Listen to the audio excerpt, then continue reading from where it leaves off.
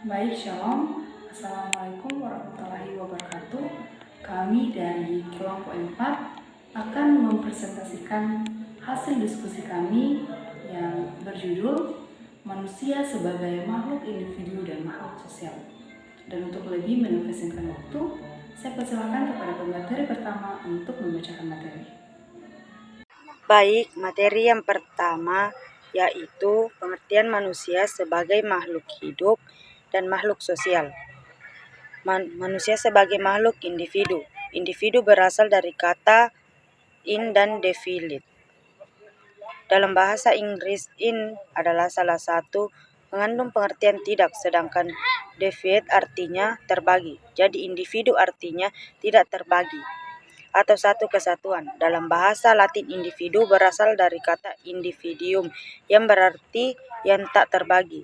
Jadi, merupakan suatu sebutan yang dapat dipakai untuk menyatakan suatu kesatuan individualitas. Manusia tampak pada keinginan untuk selalu tumbuh dan berkembang sebagai sosok pribadi yang khas atau berbeda dengan lain. Makhluk sebagai makhluk sosial. Menurut kodratnya, manusia selain sebagai makhluk individu, mereka juga merupakan makhluk sosial atau makhluk bermasyarakat. Selain itu juga diberikan yang berupa akal, pikiran yang berkembang, serta dapat dikembangkan. Adapun yang dimaksud istilah sosial menurut adalah berasal dari akar kata bahasa Latin socius, yang artinya berkawan atau bermasyarakat. Sosial memiliki arti umum yaitu kemasyarakatan dan dalam arti sempit mendahulukan kepentingan bersama atau masyarakat.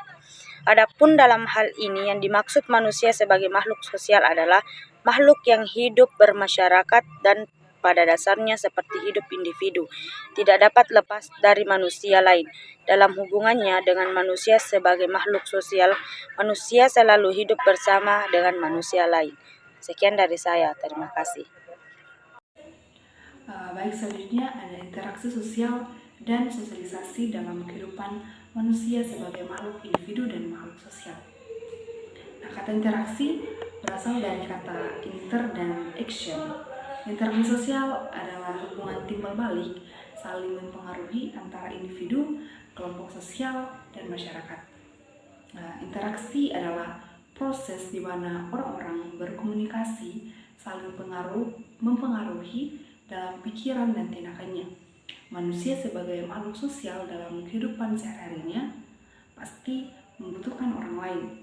Proses interaksi dan sosialisasi selalu terjadi kapan dan dimanapun manusia itu berada. Dalam hal ini, bentuk interaksi sosial sangat bermacam-macam. Pola sosialisasi pun ada bermacam-macam. Dan antara masyarakat dan komunitas. Masyarakat merupakan kelompok atau kolektivitas manusia melakukan hubungan bersifat kekal berdasarkan perhatian dan tujuan bersama serta melakukan jalinan secara kesinambungan dalam waktu yang relatif lama yang menempati kawasan tertentu.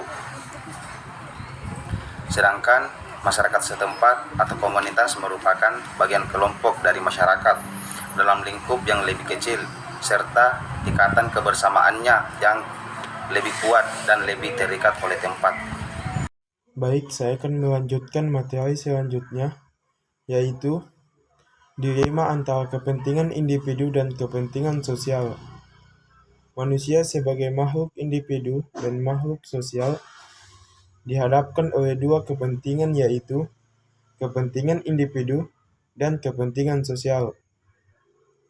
Pengutamaan kepentingan individu atau masyarakat ini memunculkan dua pandangan yang berkembang, yaitu pandangan individualisme dan pandangan sosialisme. Sebetulnya, kedua kepentingan tersebut tidak dapat dipisahkan dan bukanlah pilihan.